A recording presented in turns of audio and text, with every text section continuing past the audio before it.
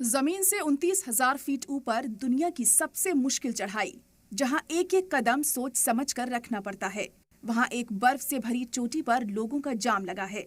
तस्वीरें देखिए जो कि माउंट एवरेस्ट से आई हैं। पहाड़ की चोटी जो कि बर्फ से ढकी है, वहां एक पतले रास्ते पर रस्सी पकड़कर लोग कितने खतरनाक तरीके से लाइन लगाकर खड़े हैं। ये वाकई चौंकाने वाली तस्वीर है। माउंट एवरेस्ट पर चढ़ने की होड़ अब ऐसी लग गई है कि वहां ऊपर जाने के लिए लंबी लाइन लगी है। एवरेस्ट से आई इस तस्वीर को भी देखिए, जिसमें दूर तक जहां आपकी नजर जा रही है, वहां तक लोग ही लोग नजर आ रहे हैं। लोग इंतजार में खड़े हैं कि कब भीड़ खत्म हो और उनका भी नंबर आए। ऐसा नजारा आपने शायद ही कभी देखा होगा। एवरेस्ट पर चढ़ना कोई बच्चों का खेल नहीं है, लेकिन तब भी लोगों के बीच इसे हासिल करने का जुनून बढ़ता जा रहा है।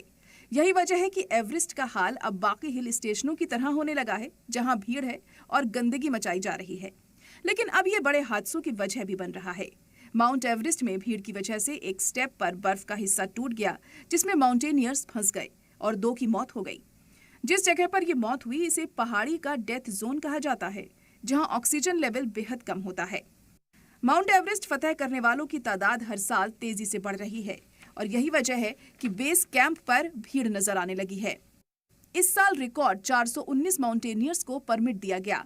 इनमें 343 मर्द और 76 खवातीन थीं। इस बार 62 ममालिक के माउंटेनियर्स के 43 समिट हुए।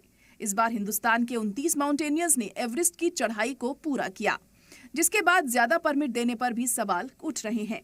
इससे पहले भी एवरेस्ट पर इस तरीके की भीड़ की खबरें सामने आती रही हैं। ब्यूरो रिपोर्ट, सलाम टीवी।